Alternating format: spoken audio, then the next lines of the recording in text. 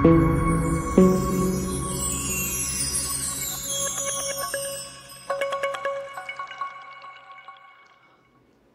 Dear students, मैं पीके सिद्धांत स्वागत करता हूं आपका अपने channel CSIR and JAM chemistry by Siddhant पे।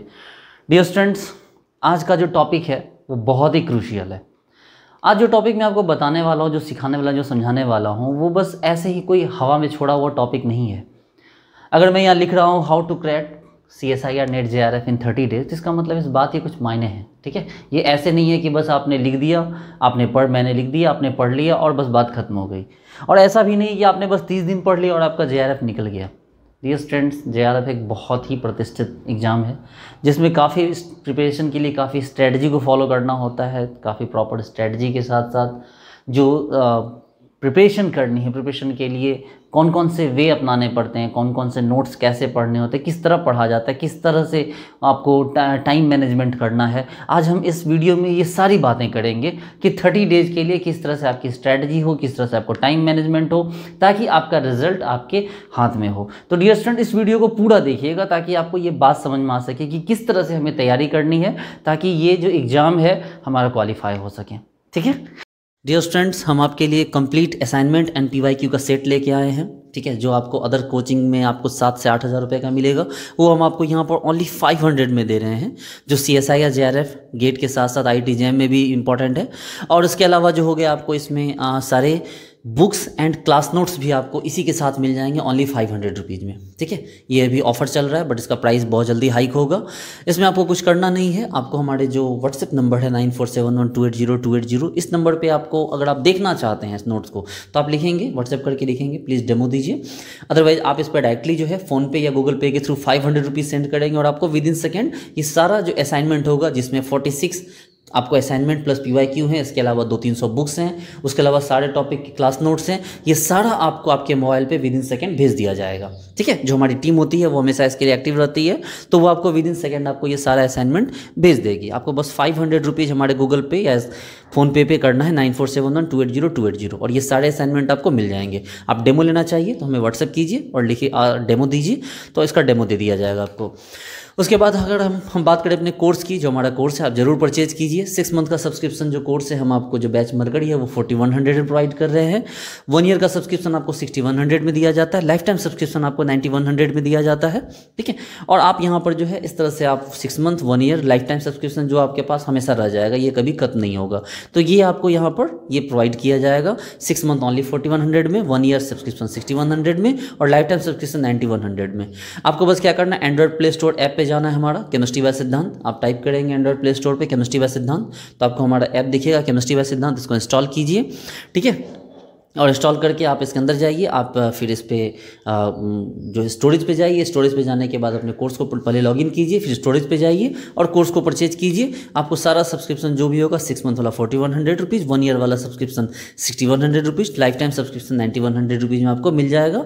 ये प्राइस हाइक होता रहता है। ठीक है, लेकिन अभी इस प्राइस में ये अवेलेबल करवाया जा रहा है, तो आप इसको जाके वहाँ से परचेज कर सकते हो। हमारे ऐप को जरूर परचेज करें और आप हमसे जुड़े, हम आपकी बहुत अच्छे से तैयारी करवाएंगे। हमारे साथ कई सारी फैकल्टी हैं जो इसमें लगे हुए हैं और हम सब मिलकर आपकी बहुत अच्छे से प्रिपरेशन करवाएंगे CSIR NET JRF GATE and IIT JAM के लिए। Thank you. तो सबसे पहली बात तो ये है कि आपको जो सबसे इम्पॉर्टेंट तरीके से फोकस करना होगा वो है आपका सिलेबस। 100% सिलेबस नहीं, 100% सिलेबस नहीं, 100% सिलेबस ऑलमोस्ट यूजलेस होता है। अगर कोई स्टूडेंट 100% सिलेबस के पीछे भागता है तो या तो उसके पास टाइम अच्छा खासा होना चाहिए, और या तो फिर वो जो है उसने आपको कॉलेज में जो है, जो उसके जिस कॉलेज में उसने MSc की पढ़ाई करी है, ठीक है, उसने बहुत अच्छे से कर रखी है, तभी जाके 100% सिलेबस कवर करने की बात आती है। जो कि ऑलमोस्ट केस में जो होता है वो नहीं, ऐसा नहीं होता है। आप सब में से बहुत ऐसे बच्चे होंगे, मुझे लगता है 60 से 70% बच्चे ऐसे होंगे जिन्होंने प्रॉपर यूनिवर्सिटी, बहुत अच्छी यूनिवर्सिटी से MSc की पढ़ाई नहीं की। ठीक है, बहुत सारे बच्चे ऐसे होंगे जो यूपी, बिहार, MP के बच्चे होंगे, तो उनको उनकी पढ़ाई बस ऐवी हो रखी है। उन्होंने बस डिग्री के लिए MSc में मतलब एडमिशन ले रखा कॉलेज में और वहाँ से उनको उनकी डिग्री मिल गई, तो उनके लिए ये सिलेबस वगैरह बहुत बड़ा इशू नहीं बनेगा। ठीक है, तो आपको सबसे पहले समझना है। चलिए पहले बात करते हैं सिलेबस के ऊपर। ठीक है, सबसे पहले सिलेबस की बात करें। देखिए, बात हम करते हैं फिजिकल केमिस्ट्री के सिलेबस की। सबसे पहले फिजिकल केमिस्ट्री के सिलेबस की बात करें हम। ठीक है। तो सबसे पहले फिजिकल केमिस्ट्री में आपके पास क्वांटम केमिस्ट्री है, ठीक है, थर्मोडायनेमिक्स है, इलेक्ट्रोकेमिस्ट्री है, केमिकल काइनेटिक्स है, फेज इक्विलिब्रियम है, states of matter, group theory, molecular spectroscopy, statistical thermodynamics, colloid and polymer. ये टॉपिक हैं आपके कंप्लीट सिलेबस के अंदर, ठीक है। लेकिन अगर आपके पास टाइम कम है तो आप इनमें से किसको किसको स्किप कर सकते हैं। देखिए आपके पास सबसे पहले 30 डेज है, तो 30 डेज में क्या करना, आपको इन सबको नहीं लेना है। आपके पास लास्ट 30 डेज हैं और आपके पास मान लो प्रॉपर आपकी प्रिपरेशन नहीं है, तो आपको इनमें से टॉपिक को सिलेक्ट करना होगा। सबसे पहले क्वांटम केमिस्ट्री को सिलेक्ट कीजिए क्योंकि ये 20 to 30 मार्क्स देता है। थर्मोडायनेमिक्स को सिलेक्ट कीजिए क्योंकि ये भी 15 से 20 मार्क्स के इसके मार्क्स आते हैं। इलेक्ट्रोकेमिस्ट्री भी सिलेक्ट कीजिए क्योंकि ये भी 10 से 15 मार्क्स के आसपास इसमें क्वेश्चन होते हैं, ठीक है। केमिकल काइनेटिक्स जो होते हैं 10 से 12 मार्क्स के क्वेश्चन केमिकल काइनेटिक्स आते हैं। Phase equilibrium, states of matter, group theory easy है और 8 से 10 मार्क्स आपको दे देता है, ठीक है। बच गए इधर मॉलिक्यूलर स्पेक्ट्रोस्कोपी, स्टैटिस्टिकल थर्मोडायनेमिक्स भी ईजी है और लगभग 7 से 8 मार्क्स के ये मार्क्स आपको दे देता है। कोलाइडल एंड पॉलीमर वो आप देख लीजिए, ठीक है। आपको मर्जी है तो कीजिए, नहीं है तो मत कीजिए। आपके पास ये जो मेन टॉपिक हैं जिसके बारे में मैंने लिखा है ये इंपॉर्टेंट है, ठीक है। इन पे आपको प्रॉपर प्रिपरेशन करनी होगी। Quantum chemistry, thermodynamics, electrochemistry, chemical kinetics, क्योंकि केमिकल काइनेटिक्स तो खैर क्वेश्चन हर साल पूछते हैं। ग्रुप थ्योरी इजी है, काफ़ी इजी है group theory. Chemical kinetics, electrochemistry और थर्मोडायनेमिक्स इजली इजी है क्योंकि आपने 11th 12th में प्रॉपर्ली पढ़ रखा है इसको। देखिए डियर स्टूडेंट, सबसे बड़ी बात तो आपको ये समझना होगा कि ये जो सिलेबस होता है ना, ये बड़ा धोखेबाज होता है क्योंकि इसमें क्वेश्चन कभी कभी 11-12 लेवल से भी पूछ देते हैं, कभी बीएससी से, कभी प्रॉपर एमएससी से पूछ देते हैं। इसलिए आपकी प्रिपरेशन बेसिक लेवल से अच्छी होनी चाहिए, ठीक है। बेसिक लेवल से अच्छी होनी चाहिए। इसके लिए जरूरी है, अगर आपके पास टाइम कम है, मतलब आपके पास टाइम कम है तो आप एक काम कीजिए, एक बार एनसीईआरटी को भी पढ़िए अगर टाइम आपके पास है, तो कम नहीं, अगर टाइम आपके पास है एनसीईआरटी को भी पढ़िए। और अगर आप पढ़ा रहे हैं किसी को तो ये तो सबसे बेस्ट ऑप्शन है। अगर आप नहीं पढ़ा रहे हैं तो कोशिश कीजिए 11th 12th IIT JEE वालों को पढ़ाने का, क्योंकि ऐसा करके 30% मार्क्स तो आप ऐसे ही उठा लेंगे अगर आप एक साल भी पढ़ा लेते हैं, ठीक है। तो यहाँ से मार्क्स बनने का पूरा चांस इसलिए होता है क्योंकि क्वांटम केमिस्ट्री को छोड़ दिया तो थर्मोडायनेमिक्स भी आप 11th 12th में पढ़ते हैं, इलेक्ट्रोकेमिस्ट्री पढ़ते हैं, केमिकल काइनेटिक्स भी पढ़ते हैं और स्टेट्स ऑफ मैटर में सॉलिड स्टेट भी पढ़ लेते हैं। सॉलिड स्टेट से भी क्या होते हैं, आपको लगभग 7 से 8 मार्क्स के आसपास यहाँ पर मार्क्स बन जाते हैं, ठीक है। तो ये बड़ा इंपॉर्टेंट होता है। ग्रुप थ्योरी का कर लीजिए, solid state, chemical kinetics, electrochemistry, thermodynamics, ये सब कुछ छोड़ना नहीं है क्योंकि ये सब 11th 12th IIT JEE से जुड़ा हुआ टॉपिक है, ठीक है। ये टॉपिक आपके बेसिक से जुड़े हुए हैं, इसलिए आप इसको कर लीजिए। और क्वांटम केमिस्ट्री इतना टफ नहीं है। अगर क्वांटम केमिस्ट्री किसी के भी अगर आप कायदे से पढ़ेंगे, मैं बताऊंगा आपको कि किन से पढ़ना है, कैसे पढ़ना है। अगर आप क्वांटम केमिस्ट्री के प्रॉपर लेक्चर आप देख लोगे तो आपका क्वांटम केमिस्ट्री से भी 30 मार्क्स में से 20 मार्क्स आपका कन्फर्म हो जाता है। जहाँ तक गेट की बात है तो गेट में इससे हाफ मार्क्स पूछिए, इसको जो जितना मार्क्स इसमें है इसको हाफ कर दीजिए तो गेट के मार्क्स आ जाते हैं, क्योंकि 200 मार्क्स का नेट JRF है तो 100 मार्क्स का क्या होता है, गेट होता है। तो ऑलमोस्ट यही होता है। तो ये फिजिकल केमिस्ट्री जिसमें कि आप quantum, thermo, electro, chemical kinetics, states of matter, group theory, ठीक है, और ये स्टैटिस्टिकल थर्मोडायनेमिक्स को करना चाहें, ये भी बड़ा इजी है, ठीक है। इसको आप उठा सकते हैं। यहाँ से अगर आपके नॉर्मल आपने ठीक ठाक तैयारी की है इन टॉपिक्स की तो आपको यहाँ से लगभग 40 to 50 मार्क्स आपके बड़े मज़े से बन जाएंगे, ठीक है। 40 to 50 मार्क्स आपको यहाँ बहुत अच्छे से आ जाएंगे। देखिए अगर आपके पास यहाँ क्वांटम केमिस्ट्री आपने ठीक ठाक तैयारी की तो क्वांटम केमिस्ट्री से अगर बहुत बुरा भी हुआ तो 15 मार्क्स उठाओगे, ठीक है। थर्मोडायनेमिक्स आपने ठीक ठाक पढ़ रखा है, 10 मार्क्स 11th 12th में भी पढ़ा है। इलेक्ट्रोकेमिस्ट्री से भी मान लो 10 मार्क्स ईजी होता है। केमिकल काइनेटिक्स से तो खैर क्वेश्चन इतने ईजी पूछते हैं क्या बताएं, तो मान लो यहाँ से 8 मार्क्स, ठीक है। स्टेट्स ऑफ मैटर में सॉलिड स्टेट है, यहाँ तो क्वेश्चन नहीं छूटते हैं, चलिए फिर भी 4 मार्क्स यहाँ ले लेते हैं। और ग्रुप थ्योरी में तो खैर क्वेश्चन नहीं छूटता है तो मैं 8 मार्क्स लेके चलूँगा। इसके क्वेश्चन होते हैं, ठीक है। मोस्ट ऑफ द चांस रहेगा कि इसके क्वेश्चन नहीं छूटेंगे, चलिए अगर छूट भी जाए तो लगभग 6 मार्क्स के यहाँ पे क्वेश्चन छूटे, ठीक है। तो आपके पास यहाँ से ऑलमोस्ट बन रहे हैं 15, 10, 25 और यहाँ 10, 35 और ये 12 कितने हो गए आपको 47 और 6, तो ये आपको हो गया लगभग 53। तो 50 मान के चलते हैं, थोड़ा ऊपर थोड़ा नीचे, तो 50 मार्क्स के आपने यहाँ से उठा ले। देखिए इतने पूछते हैं लेकिन आपने लमसम भी पढ़ रखा है तो भी आपको 50 मार्क्स यहाँ से मिल जाएगा, ठीक है। चलिए अब बात करते हैं इनऑर्गेनिक केमिस्ट्री की। अगर हम बात करते हैं इनऑर्गेनिक केमिस्ट्री की तो इनऑर्गेनिक केमिस्ट्री में क्या है कि केमिकल बॉन्डिंग 11th 12th का टॉपिक है, पूछता भी ईजी है, ठीक है। कोऑर्डिनेशन केमिस्ट्री ये तो बिल्कुल बहुत आसान टॉपिक है, ठीक है। मैंने खुद भी अपने चैनल पे बहुत अच्छे से पढ़ा रखा है, खैर बात करेंगे उस बारे में। तो ये कोऑर्डिनेशन केमिस्ट्री बहुत तगड़ा टॉपिक है और अच्छे मार्क्स पूछते हैं। ट्रांजिशन एलिमेंट ठीक ठाक है। 11-12 का टॉपिक यहाँ भी कुछ कुछ कभी कभी पूछ देता है, मैग्नेटिक मोमेंट वगैरह ठीक ठाक है। ऑर्गेनोमेटलिक, इसके बिना तो इनऑर्गेनिक की बात ही नहीं की जा सकती है। मेन ग्रुप एलिमेंट बहुत अच्छा है लेकिन बहुत कन्फ्यूजिंग है। जितने क्वेश्चन सही कराएगा उतने क्वेश्चन गलत भी करा देगा। ये टॉपिक बहुत कन्फ्यूजिंग टॉपिक है ये, लेकिन मैं ऐसी बात करूँगा। एसिड बेस कॉन्सेप्ट ठीक ठाक है। एफ ब्लॉक एलिमेंट भागते भूत की लंगोट भली, 4-5 मार्क्स दे ही देगा ये। बायो इनऑर्गेनिक ओफ पूछता है 8 से 10 मार्क्स का। खैर, और इनऑर्गेनिक स्पेक्ट्रा चलिए स्पेक्ट्रा में आपको UV IR N जो भी है इसको आप देख लेंगे। अब ये तो कंप्लीट सिलेबस हुआ ना, लेकिन इसमें से कौन कौन सा करके जाए हम, इसमें से 30 डेज़ के अंदर या 40 डेज 45 डेज 2 मंथ, इसके साथ में कौन कौन से पेपर कंप्लीट करने हैं। तो भैया केमिकल बॉन्डिंग कर लो। केमिकल बॉन्डिंग ईजी होता है, ठीक है। लगभग 6 से 8 मार्क्स आपको केमिकल बॉन्डिंग दे देगा। कोऑर्डिनेशन केमिस्ट्री 20 से 30 मार्क्स। ट्रांजिशन एलिमेंट 4 मार्क्स दे देगा ये आपको, 4 मार्क्स, 2 से 4 मार्क्स आपको दे देगा। ऑर्गेनोमेटेलिक भाई साहब बात ही मत कीजिए, 20 से 30 मार्क्स। अकेले ऑर्गेनोमेटेलिक और कोऑर्डिनेशन मिलाकर ही 50 मार्क्स पहुंचा सकता है आपका। मेन ग्रुप एलिमेंट मैंने बोला कि बहुत कंफ्यूजिंग होता है। इसके क्वेश्चन बनाने हैं, लेकिन इसमें जो ऑर्डर वाला क्वेश्चन होता है उसको गलती से भी टच मत कीजिएगा। इसके जो ऑर्डर वाले क्वेश्चन होते हैं ना, जब सेट करना होता है इंक्रीजिंग ऑर्डर डिक्रीजिंग ऑर्डर, तो गलती से मेन ग्रुप एलिमेंट के क्वेश्चन मत कीजिएगा, क्योंकि उसके पीछे कोई ना कोई ऐसा एक्सेप्शन मार के वो क्वेश्चन आपका गलत करवा देगा। खैर, ये मेरा पर्सनल ओपिनियन है, मैं आपकी बात नहीं कर रहा, ठीक है। लेकिन मेन ग्रुप एलिमेंट से भी अच्छे खासे क्वेश्चन पूछते हैं, 20 के आसपास क्वेश्चन पूछते हैं। एसिड बेस कॉन्सेप्ट 2 से 4 मार्क्स। ए ब्लॉक एलिमेंट बिल्कुल इसको छोड़िएगा मत, 8 से 10 मार्क्स पूछ ही देता है। बायो इनऑर्गेनिक 8 से 10 मार्क्स फिक्स है। इनऑर्गेनिक स्पेक्ट्रा, एनालिटिकल केमिस्ट्री, ये सब ठीक ठाक है। चलो, इसमें तो इनऑर्गेनिक स्पेक्ट्रा भी आपको पढ़ना चाहिए, क्योंकि इससे 10 मार्क्स आपके पूछ ही देंगे, और 10 मार्क्स इसको मिला के पूछेगा इसके साथ, इन सब के साथ, इसके साथ और ऑर्गेनोमेटलिक के साथ। तो इनऑर्गेनिक स्पेक्ट्रा में जितना भी UV IR वगैरह है उसको आप थोड़ा देख लेंगे, ठीक है, उसको छोड़िएगा मत। तो अब यहाँ पर जैसे कि अगर हमारे पास टाइम कम है, तो हम टाइम कम है तो क्या क्या करें, केमिकल बॉन्डिंग कर लो, क्योंकि 11-12 का टॉपिक है। कोऑर्डिनेशन केमिस्ट्री, ऑर्गेनोमेटलिक और बायो इनऑर्गेनिक कर लो, और साथ में ए ब्लॉक को देख लो, और कुछ मत करो तो भी काम चलेगा। देखो, इनऑर्गेनिक स्पेक्ट्रा देख लो, इनऑर्गेनिक स्पेक्ट्रा पढ़ लो, और केमिकल बॉन्डिंग पढ़ना पढ़ो, नहीं पढ़ना छोड़ दो, क्योंकि केमिकल बॉन्डिंग छूटेगा तो ऑब्वियस सी बात है मेन ग्रुप एलिमेंट में कुछ भी हाथ नहीं आएगा।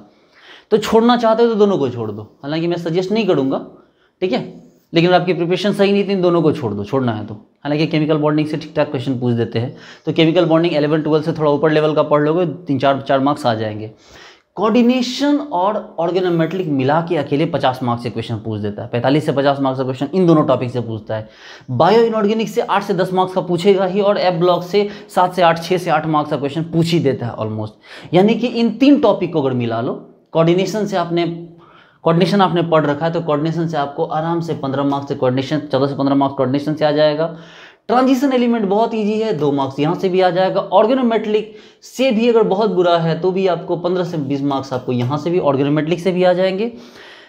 मेन ग्रुप एलिमेंट की बात मैं नहीं करता, 4 में ज़्यादा मार्क्स नहीं बात करता, क्योंकि मेन ग्रुप एलिमेंट से बहुत कम बच्चे मार्क्स उठा पाते हैं, 4 से 6 मार्क्स मैं मान लेता हूँ। एसिड बेस को भूल जाओ। एफ ब्लॉक से भी आप लगभग 6 से 6 मार्क्स आप एफ ब्लॉक से भी उठा लोगे, और बायो ऑर्गेनिक पे तो सीधे डिट्टो क्वेश्चन पूछते हैं, तो इसमें भी मान लो 6 से 8 मार्क्स आपने यहाँ से भी उठा लिए, ठीक है। ये मिनिमम मार्क्स है जब आपने अच्छे से ठीक ठाक से पढ़ रखा है, ठीक है। चलो, तो 15 दूनी 30, 30 2 32, 32 4 36, 36 6 42, 42 और 12 कितने हो गए भाई, 54। बहुत बुरा मानते तो भी 50 मार्क्स लेके चलते हैं यहाँ से हम, ठीक है, हम 50 मार्क्स यहाँ से लेके चलते हैं। अब बात करें ऑर्गेनिक केमिस्ट्री की। ऑर्गेनिक केमिस्ट्री में हमारे पास क्या क्या है भाई, देखने की बात है कि ऑर्गेनिक केमिस्ट्री में क्या क्या है हमारे पास। तो ऑर्गेनिक केमिस्ट्री में स्टीरियो केमिस्ट्री है, सब लोगों ने ठीक ठाक पढ़ रखा है। क्लास 11-12 में भी ऑप्टिकल आइसोमेरिज्म पढ़ रखा है, कुछ नहीं। आरएस कन्फिग्रेशन मेनली पूछता है। हाँ, आरएस कन्फिग्रेशन में बहुत डिफरेंट टाइप के एग्जाम्पल ये पूछता है, बिल्कुल जो स्टीरियो केमिस्ट्री के जो कायरल कंपाउंड होंगे उसमें आरएस पूछता है। तो प्रैक्टिस कीजिएगा तो इसके सारे क्वेश्चन बन जाएंगे, लेकिन ज़्यादा क्वेश्चन पूछता नहीं है, 2 से 4 मार्क्स पूछता है। जीओसी एरोमेटिसिटी, ठीक है, जीओसी एरोमेटिसिटी से भी ठीक ठाक क्वेश्चन पूछ देते हैं, इससे भी आपको 6 से 8 मार्क्स का क्वेश्चन ऑलमोस्ट पूछ ही देगा, ठीक है, 6 से 8 मार्क्स का क्वेश्चन यहाँ पर पूछ ही देगा। एरोमेटिसिटी से एक क्वेश्चन होता है, तो टॉपिक भी तो छोटा है, 5-6 पेज में इसका टॉपिक कंप्लीट हो जाता है। छोड़िएगा मत एरोमेटिसिटी को, क्योंकि वैसे भी ऑर्गेनिक कंप्लीट होता है। ऑर्गेनिक में कुछ भी छोड़ने वाला कोई टॉपिक एक दूसरे से अलग नहीं, तो ऑर्गेनिक आपको कंप्लीट ही करना होता है। Reactive intermediate and reaction mechanism, ठीक है, इसको समझने के लिए ज़रूरी है। ये टॉपिक से क्वेश्चन नहीं आते हैं, लेकिन इससे क्वेश्चन समझे जाते हैं। अगर जैसे मेरा क्या है कि मैं ना डायरेक्टली रिएजेंट और नेम रिएक्शन से क्वेश्चन समझा देता हूँ। आप अगर कभी मेरे चैनल पे 5 सेकेंड जो मेथड है, ठीक है, उसमें सर्च करना पीके सिद्धांत 5 सेकेंड टेक्निक, तो 5 सेकेंड टेक्निक में प्लेलिस्ट आएगा जिसमें बहुत सारे वीडियोज़ हैं, उनको देखना तो आपको पता चलेगा। मैं इसकी ज़रूरत को ही ख़त्म कर देता हूँ, reactive intermediate and reaction man, इसकी ज़रूरत को ही ख़त्म कर देता हूँ। सीधे बात करते हैं रिएजेंट और नेम रिएक्शन की, आप इसको भूल जाएंगे, इसकी कोई ज़रूरत नहीं। इवन कि जीओसी की भी कोई ज़रूरत नहीं है। जीओसी जो छोटे मोटे क्वेश्चन बनने वो आपको 11-12 के कॉन्सेप्ट से बन जाएंगे, उसके क्वेश्चन आपको सीनियर लेवल के क्वेश्चन नहीं आएंगे। क्वेश्चन पूछते हैं यहाँ पर रिएजेंट्स और नेम रिएक्शन के, तो मैं इन दोनों टॉपिक को स्किप कर देता हूँ और सीधे मैं इन पे अप्रोच लेना सिखाता हूँ। क्योंकि देखो रिएक्शन मैकेनिज्म में क्या सिखाऊंगा आपको, आप 11-12 तो पास करके आए हो, IIT-JEE की प्रिपरेशन भी ठीक ठाक आपने की होगी, BSc आपने पढ़ाई होगा, तो आपको रिएक्शन मैकेनिज्म में क्या बताऊँ, वो SN1 SN2। अगर रिएक्शन मैकेनिज्म के थ्रू जाएंगे तो लिटरली मानो आपसे क्वेश्चन नहीं बनेंगे CSIR के।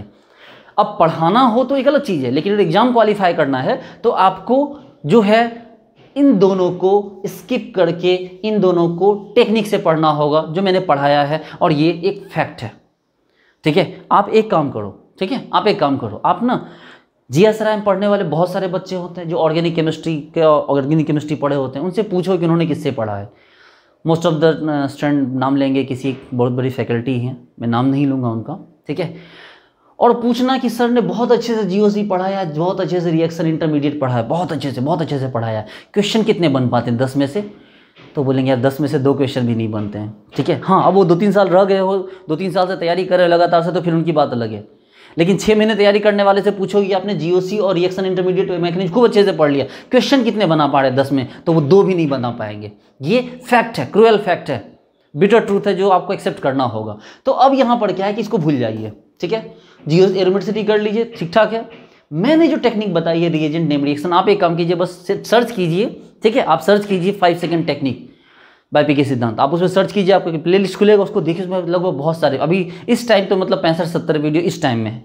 अब जब आप देख रहे होंगे तो इसमें और भी ऐड हुए होंगे, तो इनके वीडियो देखिए तो आपको पता चलेगा कि भाई ऑर्गेनिक के क्वेश्चन CSIR के उस तरह बनाए ही नहीं जाते जिस तरह से आप रिएक्शन इंटरमीडिएट मैकेनिज्म वगैरह करके करते हैं।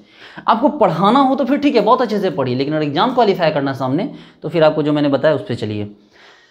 पेरीसाइक्लिक कर लीजिए, पेरीसाइक्लिक से बहुत इजी टॉपिक है, बहुत आसानी से इसके क्वेश्चन बनेंगे, इसको छोड़ने की गलती मत कीजिएगा, तो एग्जाम में बहुत पछताएंगे आप, नाक रगड़ के पछताएंगे। ये पेरीसाइक्लिक और फोटोकेमिस्ट्री, इसको छोड़ने की गलती मत कीजिएगा, नहीं तो बहुत रोइएगा, क्योंकि इसके क्वेश्चन इतने ईजी पूछते हैं कि आप बस एक बार रिवाइज करके चले जाओ तो भी इसके क्वेश्चन बन जाएंगे। रिवाइज करने से मतलब ठीक है आपने पहले पढ़ा हो उसको, ऐसा नहीं कि बस आज आपने देखा 30 डेज के अंदर पढ़ के रिवाइज भी कर लिया। आपको पढ़ा होना चाहिए, थोड़ा सा रिवीजन होना चाहिए, इससे क्वेश्चन नहीं छूटेंगे। ऑर्गेनिक के स्पेक्ट्रोस्कोपी तो बहुत इंपॉर्टेंट है, NMR UV IR इसमें भी है। मास स्पेक्ट्रोस्कोपी खूब धड़ाधड़ इससे क्वेश्चन पूछते हैं, ठीक है। इस स्पेक्ट्रोस्कोपी की खराबी ये होती है, खासियत ये होती है कि ये कभी अकेले नहीं आता, ये किसी दूसरे टॉपिक के साथ मिल के पूछा जाता है, इसलिए बहुत ज़रूरी होता है कि आपको ठीक ठाक इसके बारे में पता होना चाहिए। आपको mass spectroscopy UV IR NMR इनके बारे में आपको पढ़ना होगा, मॉसबियर वगैरह पढ़ना होगा, और छोटे छोटे टॉपिक हैं, ठीक है। मैंने खुद अपने चैनल पर बहुत कायदे से करवा रखे हैं एक, ठीक है। चलिए, तो हमारे पास क्या हो गया, स्टीरियो केमिस्ट्री आप उठाना चाहो उठा लो, उठाना ही पड़ेगा, ठीक है। एरोमेटिसिटी से भी देखो स्टीरियो केमिस्ट्री से आपके लगभग 4 से 6 मार्क्स से क्वेश्चन आएंगे, नहीं छूटेगा। एरोमेटिसिटी आपको एरोमेटिसिटी से कुछ नहीं पूछेगा, एक क्वेश्चन पूछ दे काफ़ी है, तो 2 या 4 नंबर का वहाँ पूछेगा, वो बनेगा ही बनेगा, ठीक है। रिएजेंट और नेम रिएक्शन, इसी से तो क्वेश्चन पूछते हैं 20 से 25, 20 से 25, यही तो मेन है, 50 मार्क्स अकेले। और आप इसको टेक्निक से चलिए तो आप इसमें से बहुत मज़े से लगभग 40 मार्क्स उठा सकते हैं। पेरीसाइक्लिक भी ले लीजिए, पेरीसाइक्लिक से भी 4 से 6 मार्क्स आपके आराम से बन जाएंगे। स्पेक्ट्रोस्कोपी मिला लीजिए, स्पेक्ट्रोस्कोपी से 10 मार्क्स आप यहाँ मानिए, पूछते नहीं है, बनने की बात कर रहा हूँ मैं आपको। नेचुरल प्रोडक्ट, हेट्रोसाइक्ल ये देख लीजिए, बायोऑर्गेनिक, फोटोकेमिस्ट्री से भी 4 मार्क्स का क्वेश्चन आपको पूछ देगा जो इजी वे में बन जाएगा। बाकी नेचुरल प्रोडक्ट, हेट्रोसाइक्लिक, बायोऑर्गेनिक इन पे थोड़ी सी मेहनत करनी होगी, लेकिन एक एक क्वेश्चन सबसे दे दिया जाएगा। अब यहाँ पर मार्क्स अगर बनने की बात करें, देखिए 4 मार्क्स यहाँ, 4 2 6, ठीक है। यहाँ से हो गए 46 और 10 56, 56 से 62, 62 4 66। आप बोलोगे सर आपके हिसाब से जोड़ के सर SPM भी बहुत कम पड़ जाए सही बात है, आप बोलोगे सर आपके हिसाब से अगर चला जाए फिर तो एसपीएम भी बड़ा हो जाए सर, आप तो बड़ा बेवकूफ़ बना रहे हैं सर, इतना मार्क्स तो किसी का नहीं आता, आप 30 डेज में इतना मार्क्स ला के दे रहे हो। मैंने बोला सही बात है, आपका सोचना सही है। एक्चुअल में ये 30 डेज का प्लान इन तीनों को लेके चलने का है ही नहीं। ये प्लान है कि किस तरह से आप अपने जेआरएफ के बारे में सोचें। देखिए बहुत बच्चे ऐसे होते हैं जो बहुत अच्छी अच्छी यूनिवर्सिटी से पढ़े होते हैं, मतलब डीयू के स्टूडेंट होते हैं, टॉपर यूनिवर्सिटीज़ के, टॉपर कॉलेज के स्टूडेंट होते हैं, कुरुक्षेत्र यूनिवर्सिटी, ठीक है, बहुत अच्छी अच्छी, बिहार में भी एक है, टीएनबी है, पटना यूनिवर्सिटी है, कुछ कुछ ऐसी यूनिवर्सिटीज़ हैं बिहार में, देखिए वैसे नाम मात्र की यूनिवर्सिटीज़ हैं। तो इससे बहुत अच्छे अच्छे स्टूडेंट निकलते हैं। इनका क्या होता है, ऑर्गेनिक, इनऑर्गेनिक, फिजिकल तीनों बहुत अच्छा होता है, तो ये बहुत अच्छा स्कोर कर पाते हैं।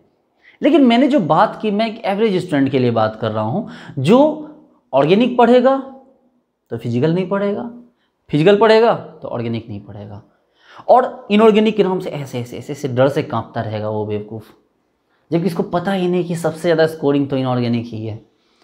एक एमएससी के स्टूडेंट को पूछो कि तुमको सबसे भारी क्या लगता है, तो वो नाम लेगा इनऑर्गेनिक का, क्योंकि उसके हिसाब से इनऑर्गेनिक में सब कुछ रटने वाला है, उसको रिएक्शन रटना पड़ रहा है, उसका दिमाग खराब हो रहा है। जबकि रियलिटी ये है कि सबसे आसान इनऑर्गेनिक है। इनऑर्गेनिक को तो आपको छोड़ना ही नहीं, इनऑर्गेनिक छोड़े तो मतलब गए, वो जैसे वो गाड़ी पीछे लिखा होता है ना भोजपुरी में कि छोड़ लो तो गए लो बेटा, मतलब छोड़े तो गए काम से, आप उसको छोड़ नहीं सकते इनऑर्गेनिक को। इनऑर्गेनिक को आपको लेकर ही चलना होगा, इसके अलावा कोई ऑप्शन नहीं है, इनऑर्गेनिक आपको लेकर चलना होगा। तो चलिए इनऑर्गेनिक को आप छोड़ नहीं सकते हैं, अब आपके पास ऑर्गेनिक या फिजिकल में एक को चूज करने का ऑप्शन है, और एक को 50% चूज कीजिए, यानी आपको इनऑर्गेनिक को पूरा कवर करना है। इनऑर्गेनिक को जितना है, अगर इनऑर्गेनिक में मैंने लिखा है कि इनऑर्गेनिक में आपको 50 मार्क्स आप लमसम ला सकते हो, तो आपको इनऑर्गेनिक में, सच्चाई में इनऑर्गेनिक में आपको 50 मार्क्स की तैयारी करनी होगी कि 50 मार्क्स इनऑर्गेनिक में आप ला सकते हैं। अब बच गया ऑर्गेनिक या फिजिकल। अब ऑर्गेनिक है, मान लो 66 लिखा है, तो 50 आप ऑर्गेनिक में लेके आओ तब भी 100 होगा, और 10 मार्क्स आप एप्टीट्यूड से उठा लो तो भी आपका जेआरएफ हो गया। और या तो मान लो 50 इनऑर्गेनिक में लिया है, 50 फिजिकल से ले लो और 10 मार्क्स एप्टीट्यूड से उठा लो, तब भी आपका हो जाएगा जेआरएफ। और कुछ बच्चे खिचड़ी बच्चे होते हैं, ठीक है, उनको ऑर्गेनिक, इनऑर्गेनिक, फिजिकल तीनों पता है, हालांकि कायदे से कुछ नहीं पता। तो ऐसे बच्चे, जी कि ज़्यादातर बच्चे ऐसे ही होते हैं, आपके लिए मेरा सजेशन है कि आप इनऑर्गेनिक को पूरा उठाओ, इससे इनऑर्गेनिक आपको फुल मार्क्स देगा, ऑर्गेनिक आपको ठीक ठाक मार्क्स दे देगा, फिजिकल आपको टफ है ठीक ठाक मार्क्स दे देगा, और आपको जो वो पोर्शन होता है एप्टीट्यूड, उस पर थोड़ा काम कर लो, तब भी आपका जेआरएफ हो जाएगा। ठीक है, तो डियर स्टूडेंट्स, ये जो था, ये जो हमारा कॉन्सेप्ट था, ये हमारे ये बेसिस है कि भाई आप किस तरह से सिलेबस के अकॉर्डिंग आप जो है चलेंगे, और आप सिलेबस को आप कॉम्पैक्ट करके पढ़ेंगे ताकि आपका रिजल्ट आपका आ सके। तो ये तो पोर्शन था सिलेबस का। ये पोर्शन क्या था, ये पोर्शन तो हमारे सिलेबस का था कि भाई सिलेबस को किस तरह से कवर किया जाए। नेक्स्ट बात अब ये है, ठीक है, कि किस तरह से पढ़ा जाए ताकि ये टाइम को हम प्रॉपरली यूटिलाइज कर सके। इस टाइम को यूटिलाइज करने का तरीका क्या है हमारे पास, तो पहला तरीका हमारे पास है, पहला तरीका तो हमारे पास है बच्चे लोग शॉर्ट नोट्स। भैया इसकी ज़रूरत तो ज़िंदगी भर रहेगी, लाइफ में कहीं जाओ कुछ भी करो, शॉर्ट नोट्स की ज़रूरत तो हमेशा पढ़ने वाली है। तो शॉर्ट नोट्स बड़ा इंपॉर्टेंट है। आप कुछ भी पढ़ रहे हैं, कोई भी टॉपिक कंप्लीट कर रहे हैं, उसके शॉर्ट नोट्स बनाना मत भूलिएगा।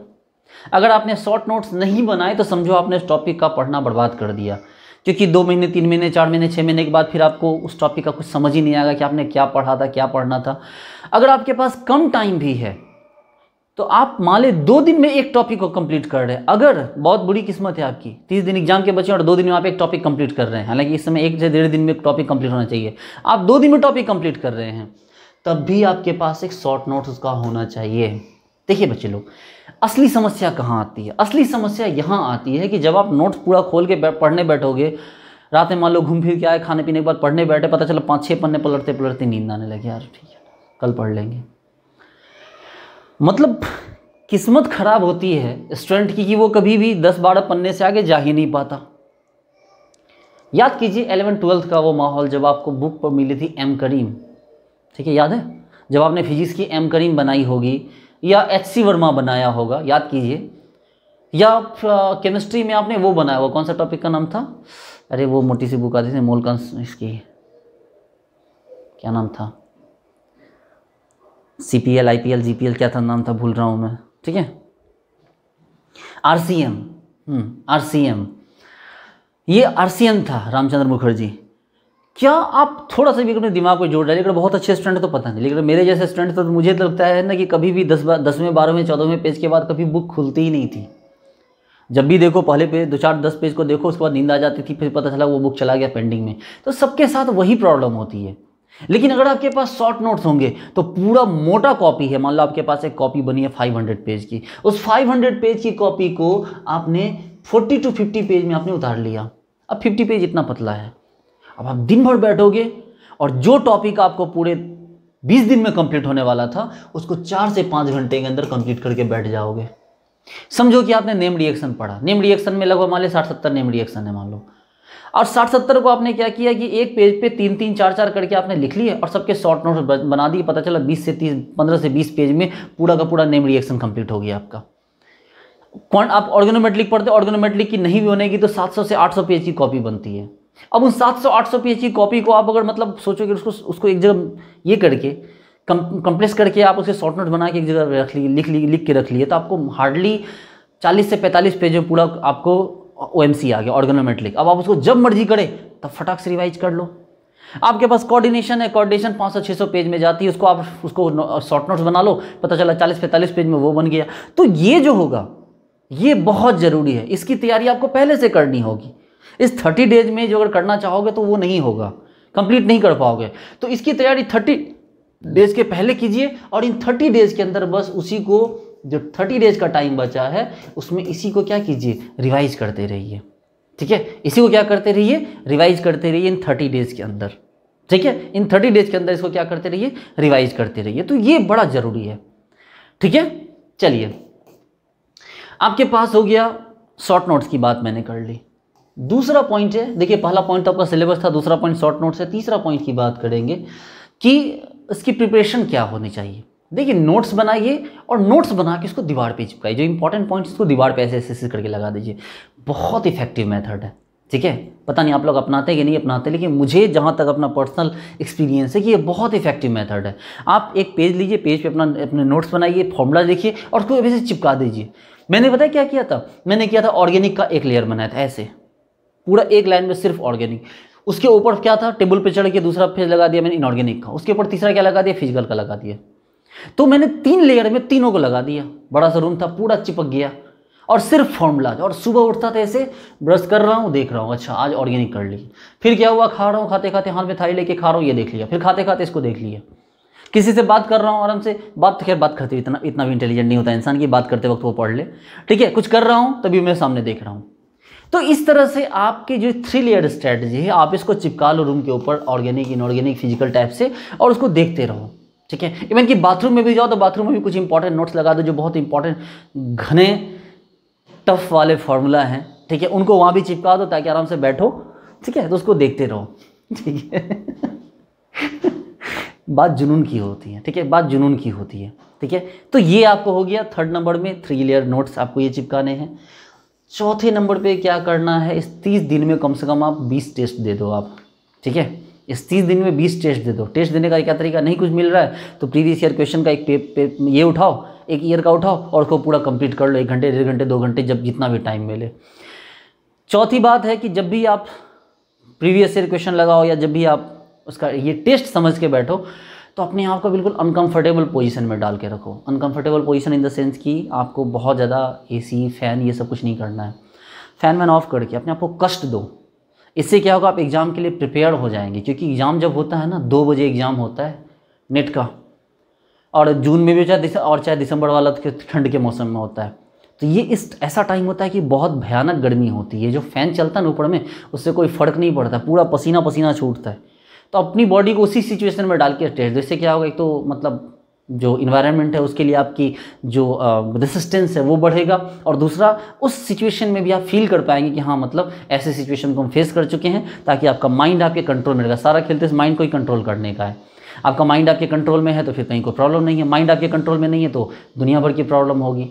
तो चलिए ठीक है डियर स्टूडेंट्स, तो ये सारे पॉइंट्स थे जिससे आपको समझना होगा कि किस तरह से हमें इन पॉइंट्स को फॉलो करना है, ताकि ज़्यादा से ज़्यादा अच्छी प्रिपरेशन कम से कम टाइम में हो सके और आपका जो रिजल्ट है वो आपको सिक्योर हो सके। ठीक है डियर स्टूडेंट्स, इन सब के अलावा जो मैं आपको बात बताना चाह रहा था कि जो हमारा ऐप है केमिस्ट्री बाय सिद्धांत, आप उसको डाउनलोड कीजिए। ठीक है, परचेज कीजिए। आपको बहुत कम प्राइस में हम असाइनमेंट वगैरह के समेत हमको आपको पूरी सुविधा दे रहे हैं। जितना हमने आपको बताया ये सारी फैसिलिटीज़ हम आपको प्रोवाइड कर रहे हैं अपने ऐप के ऊपर। केमिस्ट्री बाय सिद्धांत एंड्रॉइड प्ले स्टोर से आप डाउनलोड कर सकते हैं। ठीक है, डाउनलोड कीजिए, परचेज कीजिए और हमारे साथ अच्छे से प्रिपेयर कीजिए। और चूंकि आप यहाँ तक आए हैं इसका मतलब आपने इस वीडियो को पूरा देखा है, तो मैं आपको एक चीज़ देना चाहूँगा और वो है मेरा व्हाट्सएप नंबर। मैं आपको अपना व्हाट्सएप नंबर देना चाहता हूँ ताकि आपको कभी भी कोई प्रॉब्लम हो, किसी भी टाइप की क्वेरी होगा तो आप मेरे से व्हाट्सएप कर सकिए आप उसको। ठीक है, मेरा व्हाट्सएप नंबर है 8544010370। ठीक है, नंबर है 8544010370। तो आप इस नंबर पे मुझे व्हाट्सएप करेंगे तो आपको जो होगा व्हाट्सएप पे रिप्लाई मैं करूँगा और बताऊँगा कि हाँ मतलब आपकी प्रॉब्लम का क्या सॉल्यूशन हो सकता है। ठीक है डियर स्टूडेंट्स, तो उम्मीद करता हूँ आपको सारी बातें समझ में आई होगी। तो ठीक है, मिलते हैं नेक्स्ट वीडियो में। Thank you so much, bye.